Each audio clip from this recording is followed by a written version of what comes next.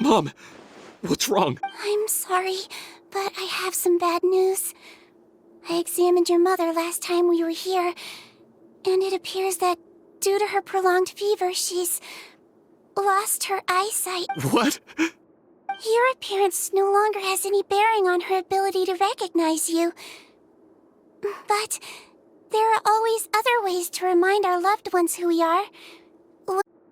No, it can't be. Please, Mom, open your eyes. It's me, your son, Potton. If you really can't see my face, then here, take my hand.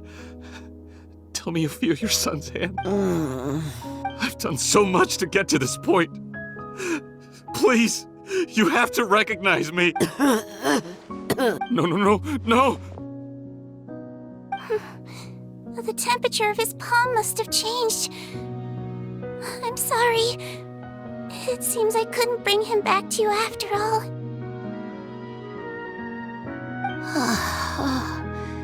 It's you? Thank you. Oh, of course. Mom, why will you answer her and not me? Why? No more questions, Potton. She's gone. Mom? Mom? I'm sorry to say this, Potton, but you and I are not the same.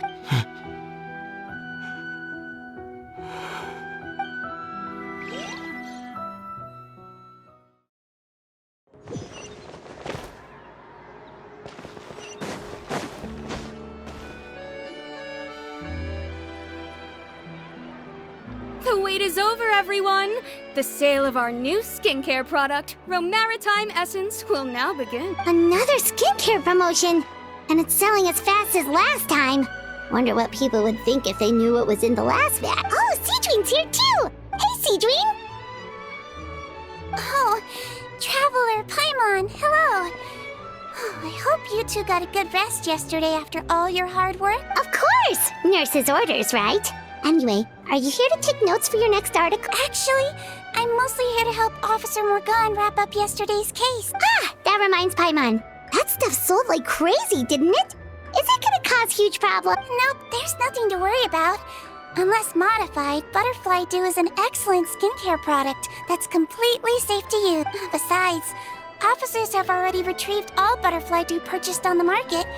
Now it's just a matter of disposal. After consulting Monsieur Nervulette, I came up with a way to neutralize any harmful effects, so it'll evaporate naturally without polluting water or soil. Wow, it's Sigewinne to the rescue again! Thank you for serving as our consultant, head nurse.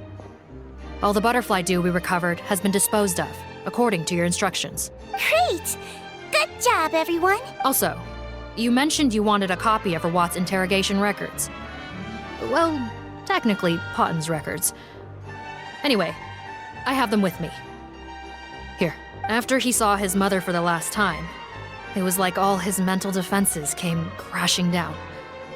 He put up no resistance during the interrogation and answered all our questions. We learned a lot. Apparently, the formula was something he discovered by chance while helping the criminal gang produce synth.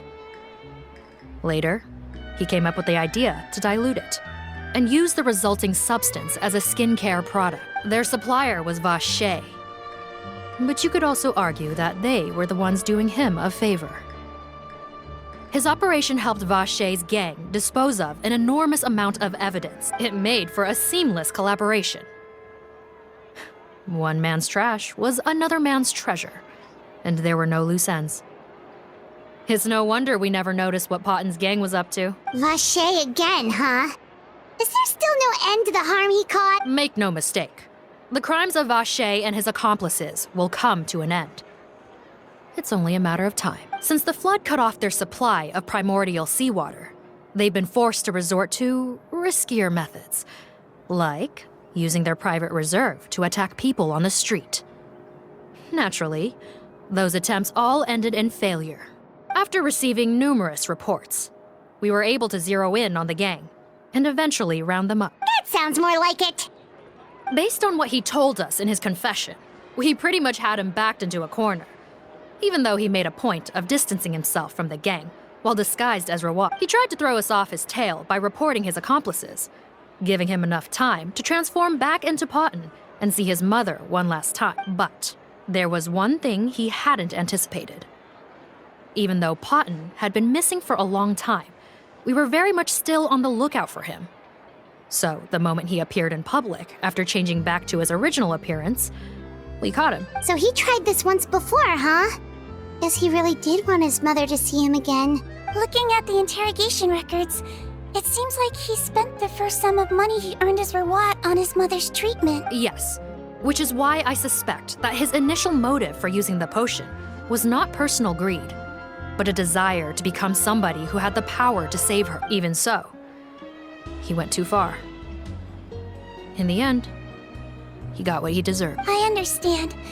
Thank you for bringing me these records. Why did you want them anyway? Potton was one of my patients, so I need to put together a medical file for him.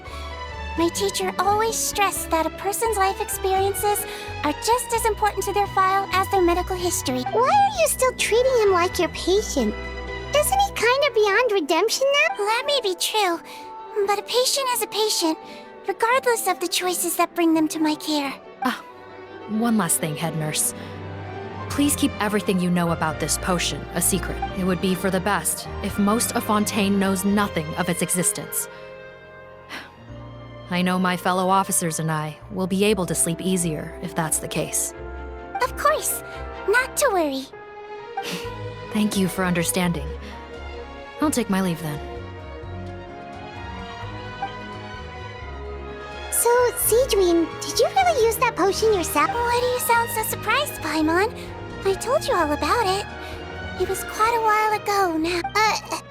You mean that story about the witch and the potion? So it was really, actually, genuinely a true story? Yes, it really actually genuinely was. But I know. There are some secrets I can't tell anyone about. But considering everything we've been through together, I know I can trust you with them. Before I tell you, though, could you follow me somewhere? I want to pay my respects to an old friend. of course.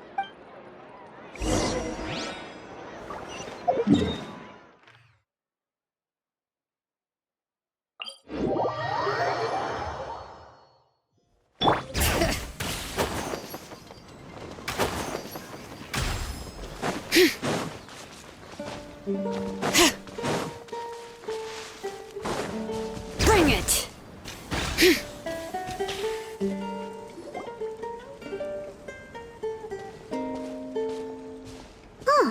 Nervalette and Risley, they're here too. Good to see you, Traveler. Paimon. I trust all has been going well for you. Big news, everyone. The Udex is out of his office on important business. Is that genuinely something people would consider big news? Why wouldn't they? Important business is a big deal. Ah, yes, you're quite right.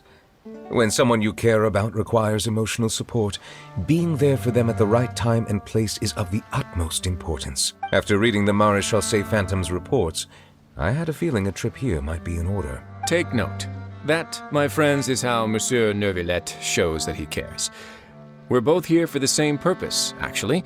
To accompany Sigewinne as she pays her respects to her late teacher. So the old friend she mentioned was her teacher then? The witch? Oh, sorry. Paimon didn't mean to be rude. It's only because Sigewinne calls her that all the time, so... I doubt she considers that title to be offensive, Paimon. Don't worry. Indeed. In fact, I believe Sigewinne would take it as a sign of affection. She has spoken of this doctor on many occasions, and it sounds like she was a truly generous individual. In those days, many people harbored prejudices against Melusines. She was the only teacher willing to take Sigewinne on as a student. Wow. It's really nice of you two to be here for Sigewinne. Guess you guys really look out for your younger colleagues, huh? Younger colleague? Well, that might be true for the Udex, but I'm not sure I can say the same. Sigewinne served a sentence in the fortress of Meripede hundreds of years ago, and after she did her time, she decided to stick around. She's been an integral part of our administration ever since. Strictly speaking, the head nurse has been around longer than most people in the fortress, myself included. Pretty sure that makes me the younger colleague. She served a sentence? Yes. Long before I became Udex, there was an ancient law in Fontaine that prohibited any attempt to transform another species into a human. Initially, I and most researchers believed this law to have been imposed due to ethical concerns. But now, it seems more likely that the law was nothing more than an insurance policy, a way for Egeria to ensure that her people would remain insulated from the truth, thus enabling them to lead more straightforward, happier lives. Ignorance is bliss, as they say. Sigewinne had her reasons for choosing to obtain a human form, but the act was nonetheless in clear violation of the law. Could you tell us a little bit more about what happened back then? Certainly. Sigewinne does not object to her close friends learning about her history. In fact, I first learned of it myself because she confessed the truth to me of her own volition.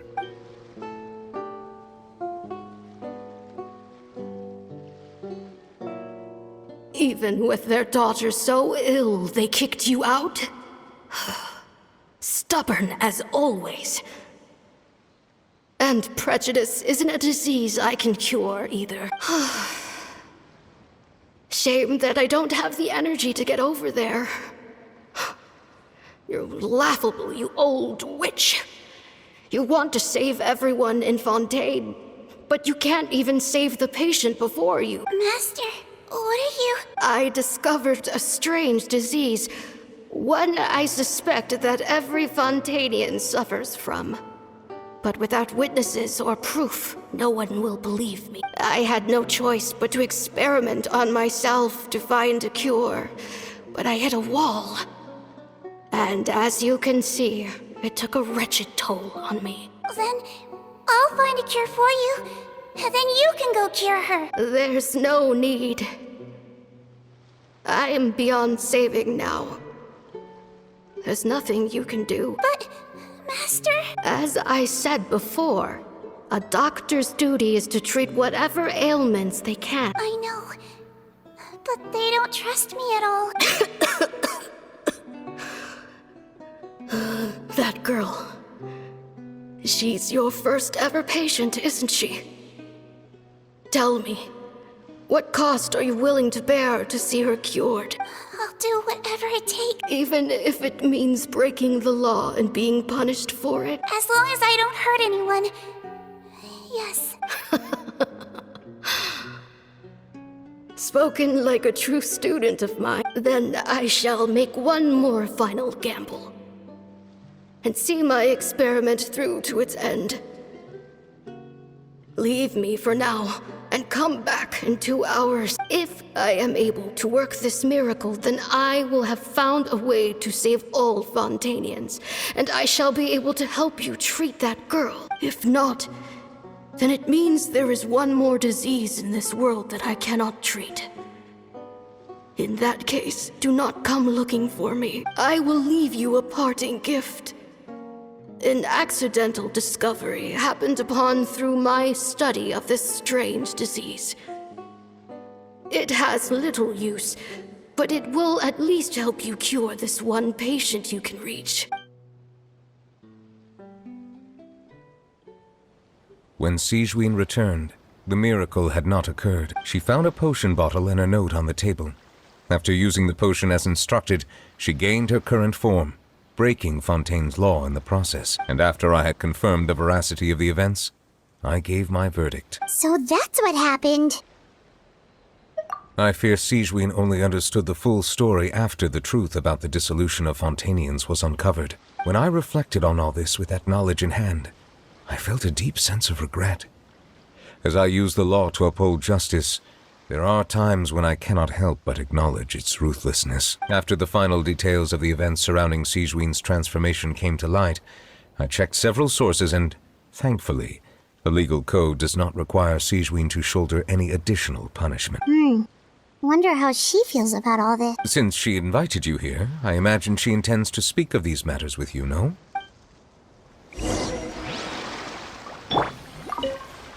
On behalf of the Maréchaussée Phantom, I would like to once again thank the Fortress of Meripede for your assistance in the response to yesterday's prison break. Our head nurse and the traveler in Paimon did most of the heavy lifting, I would say. Sigewinne seems to be in good spirits. I trust work hasn't been too hard on her lately? Well, she might be the only permanent medical staff in the fortress, but there's plenty of people with medical knowledge willing to help her out. I am most relieved to hear it. The way you're asking after her well-being makes you sound like a concerned parent. Well, I won't lie. I've always seen myself that way. Showing your age a bit there, don't you think? Indeed. Actually, I often forget just how much older I am than you. Well, while we're on the topic, what did you do before getting this job anyway? Spend all day swimming in the sea from east to west and then north to south? Yes, and from the surface to the ocean floor on occasion. Wow. Impressive. Apologies, that was merely an attempt at humor. You can disregard what I said. That's impossible, I'm afraid. My imagination's already running wild.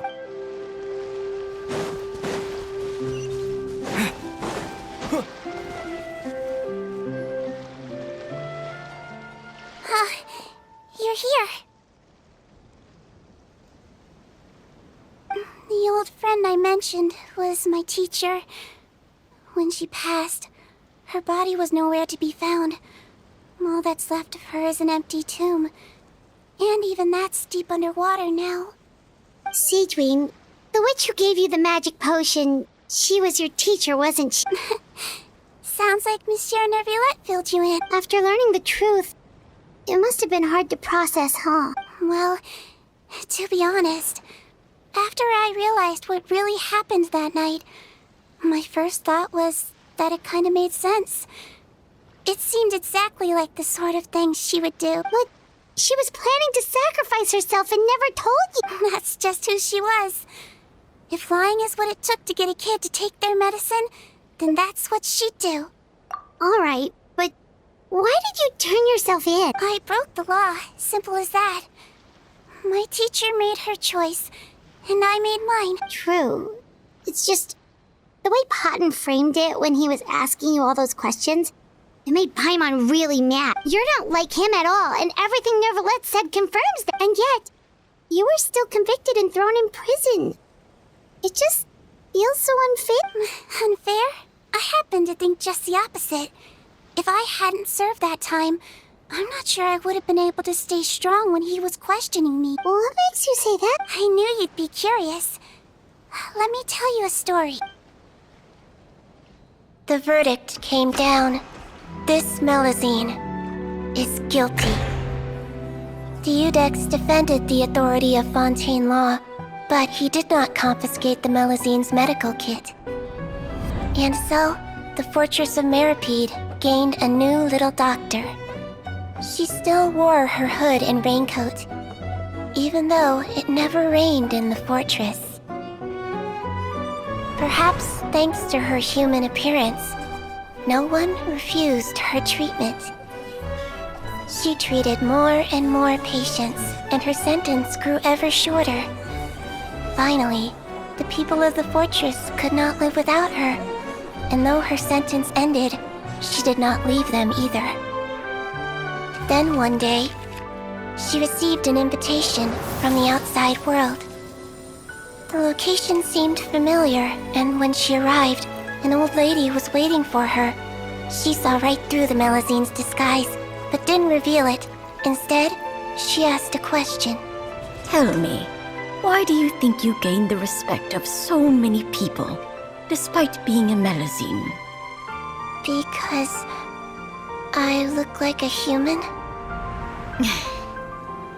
It's been 50 years, Sigewinne, and you haven't aged a day. I think everyone knows you are not human. I finally found you, after all these years. I still remember, you know. It was you who saved me that night. But how? I was no longer a Melusine by then. Does it really matter if you're human or Melusine? I remember the warmth of your palm. It's quite unmistakable. And you know what? It hasn't changed one bit. You don't have to hide anymore, Sigewinne. These days, everyone wants to make friends with Melusines. And I think that it's all because of you. I'm sorry I couldn't say this until now, but thank you, Dr. Melusine. Now that's an ending Paimon can get behind. After hearing everything Potton said, I wanted to tell him that it didn't matter who he looked like on the outside. But it was too late. The warmth in his palm had already disappeared. I tried to treat him, but the roots of his problem had nothing to do with his face. I understand. Thanks, you two. I appreciate you being here for me while I talk this through. Oh, it's nothing. Our pleasure. Oh, there's one more reason I invited you here. It's about time I finally give you what I promised. In order to restore the appearances of the face-swapping victims, the Marechaussee Phantom gave me special permission to make a few bottles of that potion. And I made one extra just for you two. We don't need it though. Shouldn't we destroy it? Well, even if you chose to destroy it, I still thought I should give it to you first. You two did so much for me. How could I break my promise? Well, fair enough, but anyway, Paimon's definitely not interested in this stuff anymore. Still, if this is the very last bottle in all of Tevat, getting rid of it would feel like kind of a waste. Maybe we can give it a special meaning somehow. Oh, Paimon's got it! Melusine physiology wasn't affected by the Great Flood, right? So that means the potion should have a permanent effect on you. In that case, what do you say, Sigewinne? Ever thought about transforming back to the way you used to look? After all, from a Melusine point of view, Paimon bets Melusines look the cutest of all. Paimon, after everything, do you really think it matters whether I'm Melusine or a human? Well, what was Paimon thinking? You made up your mind a long time ago. Yeah, let's just destroy this thing. Leave it to me.